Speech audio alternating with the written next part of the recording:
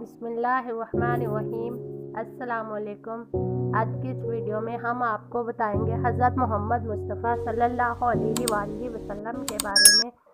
حضرت عیسیٰ علیہ السلام سے لے کر حضور صلی اللہ علیہ وسلم کی پیدائش تک کے حالات۔ حضرت عیسیٰ علیہ السلام کا ذکر پہلے آپ سن چکے ہو۔ انہوں نے بھی اپنی قوم سے کہا تھا کہ میرے بعد ایک نبی آئے گا، ان کا نام احمد ہوگا۔ حضرت عیسیٰ علیہ السلام کو جب اللہ نے آسمان پر زندہ اٹھا لیا تو اس کے بعد 150 سال تک عیسائی ادھر ادھر بھٹکتے رہے اور آپس میں لڑتے رہے۔ ان کے عالموں نے حضرت عیسیٰ علیہ السلام کی تعلیمات کو اکٹھا کیا، اس کا نام انجیل مقدس ہے۔ یہ تعداد میں ہزاروں پہنچ چکی تھی۔ اس وجہ سے عیسائیوں میں بڑا جھگڑا ہوا کہ کون سی انجیل صحیح ہے۔ آخر سب نے اتفاق کر کے سب کتابیں جلا دی، صرف 4 باقی رہنے دی۔ ان کا نام ہے متی، یوحنا، لوط، مرقس۔ یہ چاروں ان کے جمع کرنے والوں کے نام سے مشہور ہیں، مگر یہ بات آج تک طے نہ ہو سکی کہ اس میں کون سی کتاب اصل انجیل مقدس ہے۔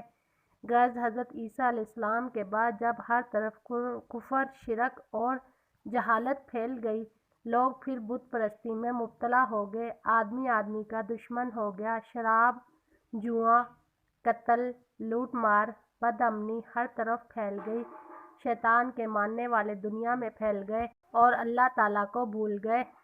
اللہ تعالیٰ کو پھر اپنی مخلوق پر رحم آیا۔ وہ بڑا رحمان اور رحیم ہے، اور اس نے اس دنیا کی ہدایت کے لیے اور لوگوں کو شیطان کے پنجے سے نکال کر اللہ کا سیدھا راستہ بتانے کے لیے اپنے پیارے حبیب احمد مجتبیٰ محمد مصطفیٰ رحمۃ للعالمین صلی اللہ علیہ وسلم کو مکہ معظمہ میں پیدا فرمایا۔ از ولادت تا نبوت آپ صلی اللہ علیہ وسلم 12 ربیع الاول کو مکہ معظمہ میں پیدا ہوئے۔ آپ صلی اللہ علیہ وسلم کی والدہ کا نام آمنہ اور آپ کے والد ماجد کا نام عبداللہ تھا، جو آپ کی پیدائش سے 2 ماہ قبل ہی فوت ہو چکے تھے۔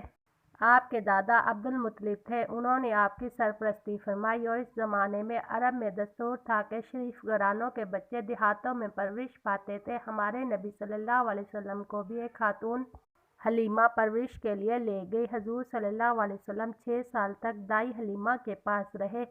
آپ سال بھر میں 2 مرتبہ والدہ سے ملنے آتے۔ اس کے بعد والدہ نے اپنے پاس بلا لیا۔ جب آپ کچھ بڑے ہوئے، 6 برس کے ہوئے، تو آپ کی والدہ کا انتقال ہو گیا۔ والد پہلے ہی فوت ہو چکے تھے۔ مہربان دادا عبد المطلب نے، جن کو اپنے پوتے سے بہت محبت تھی، ان کی پرورش اپنے ذمے لی۔ خدا کی شان کہ دادا کا سایہ بھی زیادہ عرصے تک قائم نہ رہا، اور والدہ کے 2 سال کے بعد دادا کا سایہ بھی سر سے اٹھ گیا۔ اس وقت حضور صلی اللہ علیہ وسلم 8 برس کے تھے۔ دادا کے انتقال کے بعد حضور صلی اللہ علیہ وسلم کے چچا ابو طالب نے اپنی سرپرستی میں لے لیا۔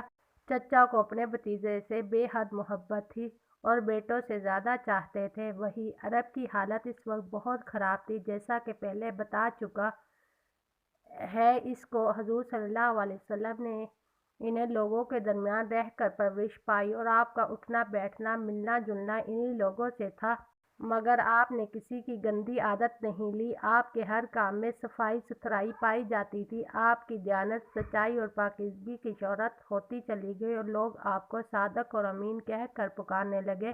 جب آپ صلی اللہ علیہ وسلم 25 سال کے ہوئے تو آپ کی شادی حضرت ختیجہ سے ہوئی، جو بیوہ تھی۔ حضور صلی اللہ علیہ وسلم تجارت کا مال لے کر عرب کے مختلف ملکوں میں جاتے، وہاں بھی آپ کو امین اور صادق کہہ کر پکارا جاتا۔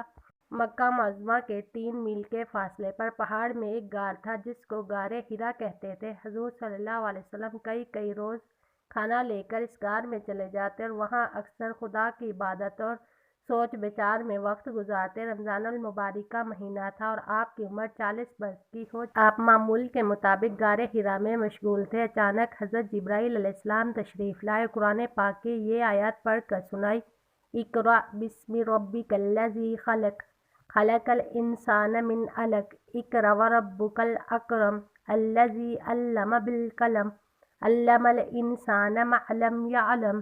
ترجمہ: پڑھ اپنے رب کے نام سے جس نے پیدا کیا، جس نے انسان کو جمے ہوئے خون سے بنایا۔ پڑھ اور تیرا رب بڑا کریم ہے جس نے قلم کے ذریعے علم سکھایا، انسان کو وہ بتایا جو وہ خود نہیں جانتا تھا۔ قوم کو دین و ایمان کی دعوت۔ غار حرا میں آپ صلی اللہ علیہ وسلم کو نبوت عطا کی گئی اور حکم دیا گیا کہ اللہ کے بندوں کو اللہ کا سیدھا راستہ بتائیں۔ یہ کام آسان نہیں تھا۔ اپنی ذمہ داری کا خیال کر کے آپ کانپ گئے اور گھبرائے ہوئے گھر تشریف لائے۔ حضرت خدیجہ نے آپ کو تسلی دی اور کہا، میرے آقا، آپ پریشان نہ ہوں، اللہ تعالیٰ آپ کے ساتھ ہے، وہ آپ کو کبھی خوف و رنج میں نہیں ڈالے گا۔ آپ صلی اللہ علیہ وسلم نے اللہ کے حکم کے مطابق سب سے پہلے اپنے قریبی رشتہ داروں اور گہرے دوستوں کو اللہ کی طرف بلایا اور فرمایا، قولوا لا الہ الا اللہ، کہو اللہ کے سوا کوئی معبود نہیں۔ جیسا کہ پہلے بتایا ہے، اس زمانے میں عرب میں بت پرستی کا زور تھا۔ خانہ کعبہ جو اللہ کا گھر تھا، اس میں بے شمار بت رکھے تھے۔ ان کی سمجھ میں یہ بات نہیں آئی اور اس بات پر آپ سے لڑنے کو تیار ہو گئے۔ سب سے پہلے حضرت خدیجہ، حضرت علی کرم اللہ وجہہ، آپ کے چچا زاد بھائی حضرت زید بن حارث، آپ کے آزاد کیے ہوئے غلام، اور حضرت ابوبکر صدیق حضور صلی اللہ علیہ وسلم کے گہرے دوست تھے، ایمان لائے اور اللہ کے دین کو پھیلانے لگے۔ ہمارے پیارے نبی صلی اللہ علیہ وسلم کو اللہ کا دین پھیلانے میں بڑی مشقتیں اور تکلیفیں برداشت کرنی پڑی۔ اللہ پاک قرآن مجید میں اپنے پیارے نبی کو تسلی دیتا رہا اور ہدایت فرماتا رہا کہ اس طرح کرو۔ آپ صلی اللہ علیہ وسلم کی تسلی کے لیے اور قوم کی عبرت کے لیے پہلے نبیوں کے قصے بتائے گئے ہیں کہ جن قوموں نے اپنے نبی کا کہنا مانا وہ دین دنیا میں کامیاب رہے، اور جنہوں نے اپنے نبی کا انکار کیا اور اس کا کہنا نہیں مانا، وہ قوم اس دنیا سے بھی نیست و نابود کر دی گئی اور آخرت میں بھی اس کو بڑی سزا ملے گی۔ یہ قصے تم سب کو سنائے جا چکے ہیں۔ اب ہم قرآن پاک سے صرف چند واقعات لکھتے ہیں کہ ہمارے پیارے نبی اپنی قوم کو کس طرح سمجھاتے رہے اور قوم کیا جواب دیتی رہی۔ حضور صلی اللہ علیہ وسلم جب ایمان کی دعوت دیتے تھے، مسلمانوں کو بیوقوف بناتے، اور جب ان سے کہا جاتا کہ ایمان لاؤ جس طرح سب لوگ ایمان لائے، تو وہ کہتے، کیا ہم اس طرح ایمان لائیں جس طرح بیوقوف ایمان لائے؟ سنو، لیکن وہی ہے، بیوقوف پر نہیں جانتے۔ اور کافر کہتے ہیں کہ قرآن من گڑت باتیں ہیں جو اس نے بنا لی ہیں اور لوگوں نے ان کی مدد کی۔ اللہ پاک اس کا جواب دیتے ہوئے فرماتے ہیں، یہ لوگ ایسا کہنے میں ظلم اور جھوٹ پر اتر آئے ہیں اور کہتے ہیں کہ یہ پہلے لوگوں کی کہانیاں ہیں جن کو اس نے لکھ رکھا ہے اور وہ صبح شام اس کو پڑھ پڑھ کر سنائی جاتی ہے۔ پھر اللہ تعالیٰ اس کا جواب دیتے ہیں، یہ فرماتے ہیں، کہہ دو کہ اس نے اتارا جو آسمانوں اور زمین کی پوشیدہ باتوں کو جانتا ہے، بے شک وہ بخشنے والا مہربان ہے۔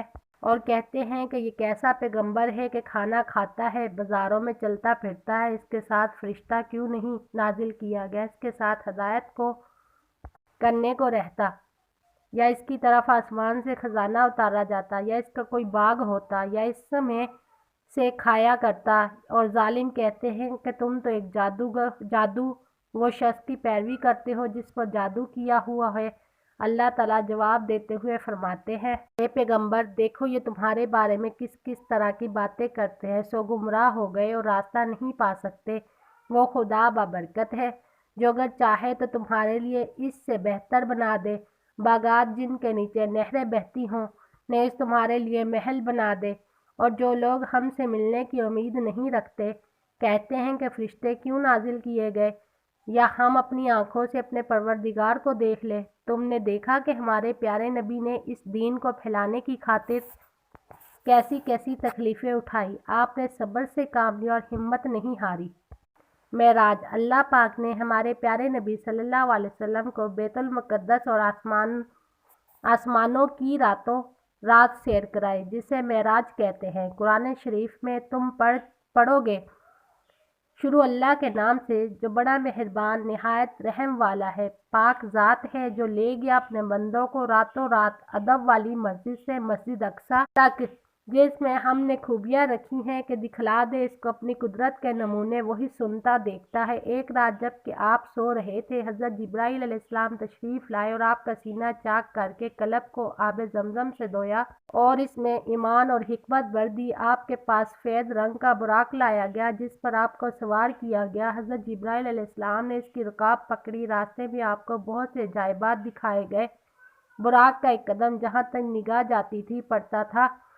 آپ کو بیت المقدس پہنچایا گیا جہاں مسجد اقصیٰ میں آپ امام بنے اور آپ کے پیچھے تمام انبیاء نے نماز پڑھی۔ پھر تمام انبیاء سے ملاقات کرائی گئی۔ اس کے بعد آسمان کا سفر شروع ہوا اور ایک کے بعد دوسرے آسمان پر تشریف لے گئے۔ ہر آسمان پر کسی پیغمبر سے ملاقات ہوئی۔ پھر آپ کو سدرۃ المنتہا کی طرف بلند کیا گیا۔ اس کا ذکر قرآن پاک میں اس طرح آیا ہے، جس نے جبرائیل علیہ السلام کو دوسری بار سدرۃ المنتہا کے پاس دیکھا، یہاں تک کہ ایک مقام پر پہنچے۔ پھر حضرت جبرائیل علیہ السلام ٹھہر گئے۔